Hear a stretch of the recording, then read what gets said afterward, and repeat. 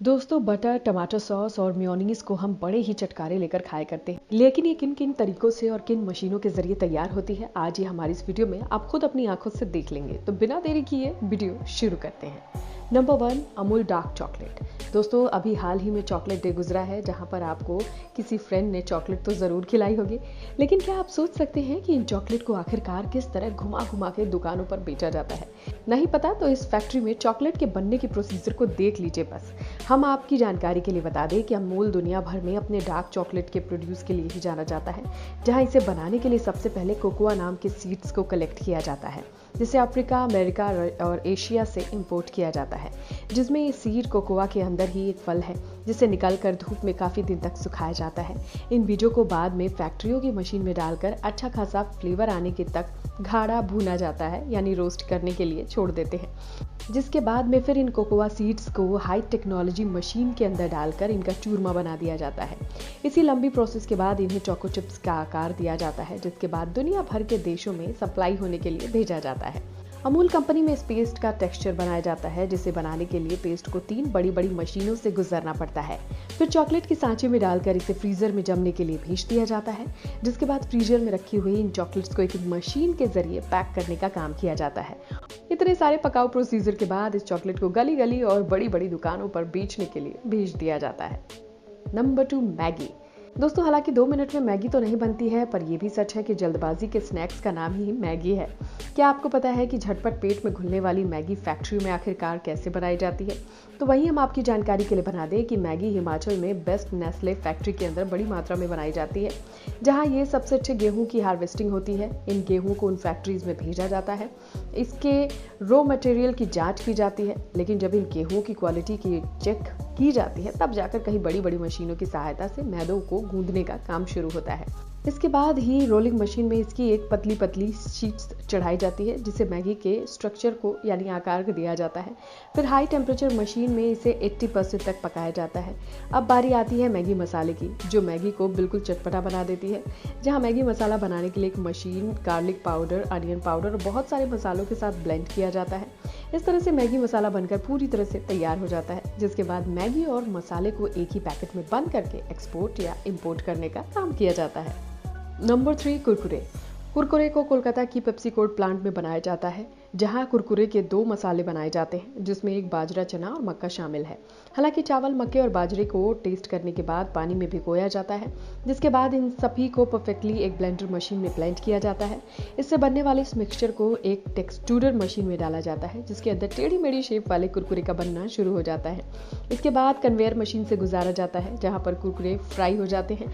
इसके बाद एक टबलिंग मशीन में डालते हैं, जिसमें सभी मसाले कुरकुरे में मिलकर तैयार हो जाते हैं। तो कुछ इस तरह से कुरकुरे तैयार हो जाता है, बिकने के लिए दुकानों पर सप्लाई कर दिए जाते हैं। Number 4, tomato ketchup.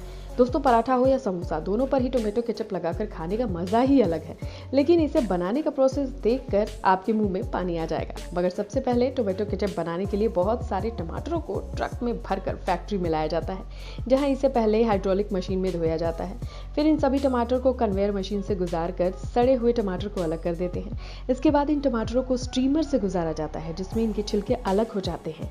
लेकिन इतना सब कुछ करने के बाद इन टमाटर को ब्लेंडर मशीन में नमक, मिर्च, मसाला डालकर अच्छे से ब्लेंड कर दिया जाता है, जिससे कि इसका स्वाद एकदम निखर कर आता है और सॉस तैयार होने के बाद रंग बिरंगी बॉटल्स में भरकर खाने के लायक बन जाता है।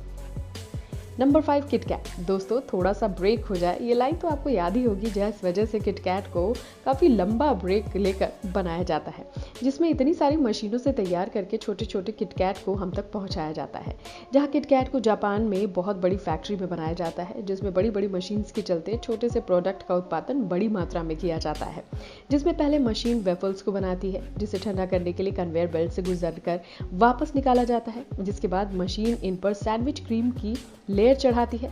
मशीन के द्वारा एक के बाद एक वेफल्स को चढ़ाने के बाद ठंडा करने के लिए फ्रीजर में रख दिया जाता है, जिस पर चॉकलेट की बहुत ही मोटी परत चढ़ाई जाती है। बस पैकिंग के बाद, प्रोसेस के बाद किटकैट को मार्केट में बेचने के लिए भेज दिया जाता है। Number 6 potato chips.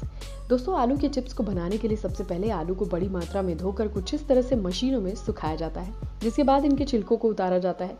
बाद में इन्हें गोल गोल मशीनों में डाल दिया जाता है, जहां ये स्लाइड्स कट कर कुछ इस तरह से तैयार होने लगते हैं।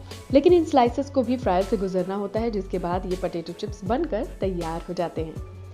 नंबर 7 मिंटोस। दिमाग की बत्ती जला देने वाला मिंटोस बहुत सी प्रक्रिया से होकर बनता है, जिसमें सबसे पहले ग्लूकोज और चीनी कोकोनट ऑयल को एक मिक्सचर में मिक्स किया जाता है। फिर कन्वेयर बेल्ट की मदद से जेली को बाहर निकाला जाता है, जहां रोलर और मशीन की मदद से जेली के छोटे छोटे हिस्से में काटकर इन्हें फाइनल लुक देने के लिए पैक करना शुरू किया जाता है।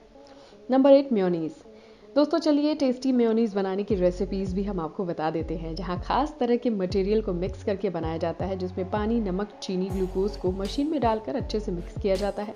बाद में इसे अंडे और सोयाबीन ऑयल में भी मिक्स करके घोला जाता है, जहां मेयोनीज अब पूरी तरह से बनकर तैयार हो चुकी है, जिसे 2 दिन के बाद बंद पैकेट्स में पैक करके बेच दिया जाएगा। Number 9 butter. दोस्तों पराठे पर हर बार एक्स्ट्रा बटर रखकर स्वाद आता है, लेकिन चिकने से दिखने वाले इस बटर को आखिरकार किन किन तरीकों से बनाया जाता है आप हमारे इस क्लिप में देख सकते हैं, जिसमें सबसे पहले दूध को अंदर से मलाई निकालकर इस मलाई को 14 डिग्री सेल्सियस पर ठंडा करके रखा जाता है, जिसके बाद इसे बहुत सारी मशीनों के प्रेशर से मिलाया जाता है, जिससे बटर निकलनी शुरू हो जाती है। इसे बटर पेपर मशीन की मदद से इस तरह से बटर पेपर लगाया जाता है और इस तरह से सॉफ्ट बटर हमारे घरों में खाने के लिए मिल जाती है। तो दोस्तों इस तरह की और भी इन्फॉर्मेटिव वीडियोस को देखने के लिए हमारे चैनल को लाइक और सब्सक्राइब करना बिल्कुल ना भूलें।